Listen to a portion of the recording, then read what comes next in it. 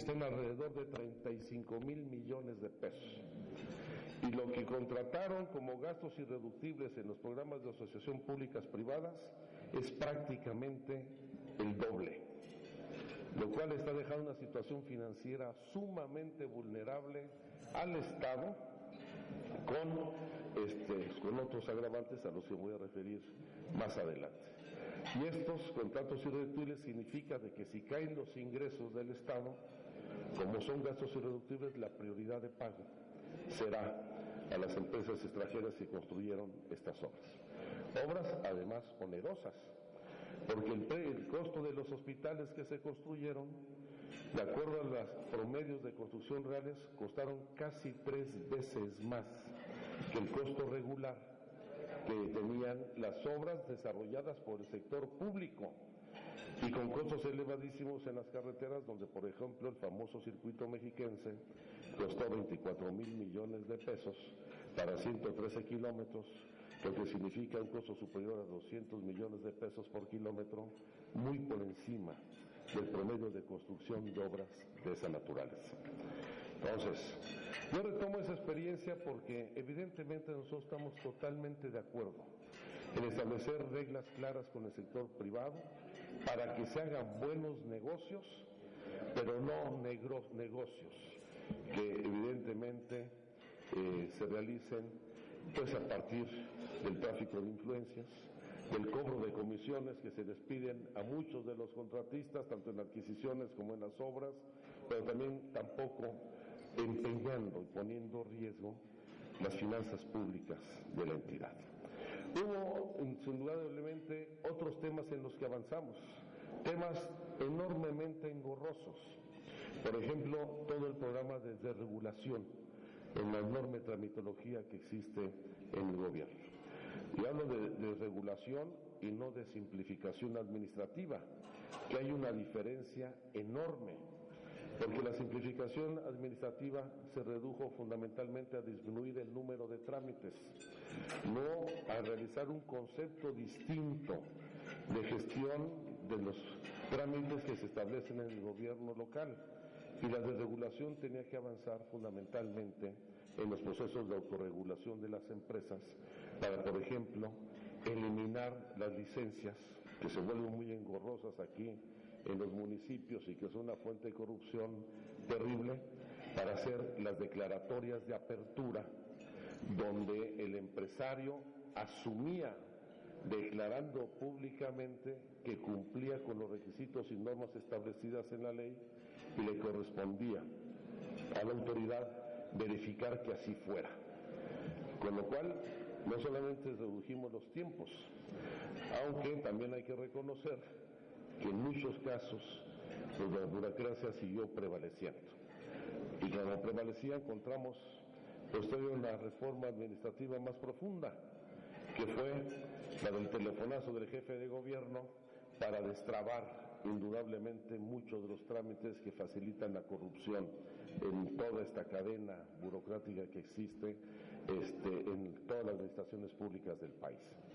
Y eso permitió ese enorme crecimiento que tuvimos, y además esos niveles de inversión pública y privada que además alentaron la generación de empleo, el recuperamiento de áreas productivas subutilizadas, de infraestructura ociosa, de espacio público abandonado, y que permitió en el mediano plazo, además, revertir en gran medida el clima de violencia y de inseguridad. Ahora, ¿es fácil replicarlo en el Estado de México? No. Hay que decirlo con toda claridad. ¿Por qué? Aquí no venimos a darle el avión a nadie, hay que decirlo las cosas con toda claridad. En primer lugar, porque se trata de dos administraciones totalmente distintas. La del Distrito Federal es una administración profundamente centralizada, en donde hay una gran atribución del jefe de gobierno, las que no tiene el gobernador, y hay una división jurídica basada en delegaciones, a las que se les delegan atribuciones del gobierno central. Aquí hay municipios que tienen sus propias atribuciones y sus propios problemas. Aunque también, no va a ser fácil, pero se puede hacer. ¿Y cómo se puede hacer? Creo que en primer lugar tiene que haber un replanteamiento de la forma en que se desarrolla la actividad del gobierno en el Estado, desde eliminar los gravísimos problemas de corrupción, los gravísimos problemas de burocracia y los gravísimos problemas de inseguridad, porque hoy sí los problemas de inseguridad se están convirtiendo en un factor que desalienta la inversión, porque ya el problema de la seguridad pública no está solamente en el asalto, no está en robo a transportista, no está solamente en el robo a transeúnte, robo a casa habitación, sino que aquí tenemos en el Estado zonas donde el cobro de derecho de piso se ha posicionado en muchos municipios del Estado y va fundamentalmente contra los pequeños y los medianos empresarios, fenómeno que no se quiere reconocer. Creo que hay otros delitos que no inciden tanto en el desaliento de la inversión como esta presencia de la extorsión, por decirlo con toda la expresión jurídica válida que se está presentando en la entidad. Y evidentemente el enfrentar este problema va a implicar tomar acciones adicionales, que van más allá solamente del fortalecimiento del trabajo de los cuerpos policíacos y de los órganos de procuración y justicia, sino que tenemos que buscar una reactivación del desarrollo económico en el Estado que nos permita revertir la profunda desigualdad, el enorme problema de pobreza y marginación que existe en la entidad y empezar a resolver el problema que origina estos niveles de violencia e inseguridad. Y traemos ideas frescas, no las mismas de siempre, en donde lamentablemente se ha perdido en el Estado de México una visión de desarrollo de la actividad industrial y productiva. Basta recorrer los municipios de Ecatepec, de Naucalpan, de Tlalnepantla, de Tultitlán, para ver cómo han ido cerrando una gran cantidad de empresas. Y estas empresas se han convertido en desarrollos inmobiliarios infames, porque además no garantizan una buena calidad de vida a la gente que llega a vivir en esos lugares. Se han hecho buenos negocios en materia de desarrollo inmobiliario, pero pésimos en materia de cohesión social y de darle a la gente una vida digna. Hay que ir aquí nada más a Huehuetoca, a Coyotepec, a Tecámac, para ver estas concentraciones urbanas de miles de viviendas de 35 metros cuadrados. No estoy mintiendo, Afortunadamente, ya alguien escuchó, el periódico Reforma sacó un excelente artículo este fin de semana en el suplemento Enfoque, que se lo recomiendo mucho, que da cuenta de cómo en esas viviendas de 35 metros cuadrados se está incubando no solamente un gravísimo problema de disolución, desintegración del núcleo familiar, sino un problema de disolución social, que no me gusta mucho ese concepto porque se liga a un delito que existía antes en el pasado por desintegración social, que va a generar pronto un brote de inconformidad y un riesgo de gobernabilidad en el Estado. Porque esas viviendas que en Chicoapan llevaron en 8 años de pasar de 70,000 a 300,000 habitantes, en donde hoy en Tecámac quieren venir, traer a vivir a 100,000 nuevas familias, y vemos este desborde, pues no solamente no se corresponde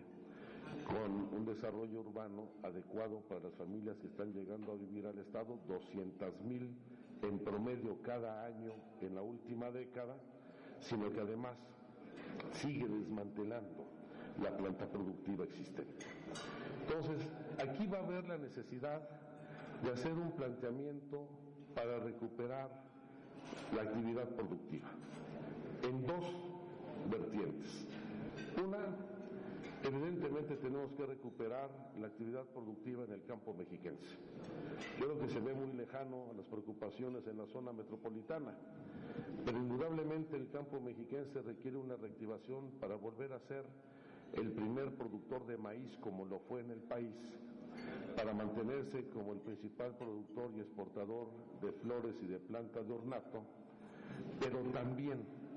para hacer un nivel de desarrollo suficiente para evitar dos fenómenos. Ese fenómeno de expulsión de población hacia las zonas metropolitanas, hacia los Estados Unidos, que también desintegran las familias, y el otro, que es más importante, revertir la ocupación que la delincuencia organizada está haciendo en regiones de las zonas rurales del Estado, derivadas no solamente de la pobreza, sino de la ausencia del Estado, de la autoridad en esas regiones. La recuperación productiva del campo tiene una doble vertiente, tanto alentar la actividad agropecuaria como recuperar la cohesión en la sociedad rural y los espacios de la autoridad para evitar que los territorios hoy desocupados por el Estado los ocupe el crimen organizado. Y la otra vertiente es la reindustrialización del Estado de México. Tenemos que reindustrializar al Estado, que por supuesto no puede ser en la misma lógica de 1942 del gobernador interino Isidro Fabela, cuando se trajeron aquí en las grandes industrias. Tiene que ser una industria que reconozca las fortalezas y las debilidades, de características particularmente de la zona metropolitana del Valle de México y la zona metropolitana de Toluca-Metepec. Y tenemos que traer aquí industrias de bajas emisiones contaminantes a la atmósfera, ya no resiste la calidad del aire, mayores descargas en las emisiones, empresas con baja generación de residuos sólidos,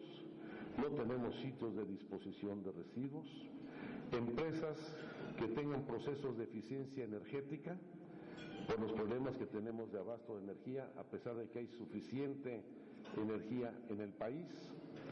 empresas con bajos consumos de agua, también por los problemas de disponibilidad, pero empresas también que aprovechen la infraestructura y la capacidad instalada, porque aquí tenemos redes ferroviarias, carreteras, fibra óptica, tenemos en la cercanía con los centros de desarrollo financiero más importantes y desarrollo tecnológico del país. Aquí tenemos al sistema de investigadores más importante de la República y de investigación y desarrollo científico, y lo más importante, tenemos un buen nivel de calificación de la mano de obra, de la mano de obra, de la mano de obra, de la mano de obra.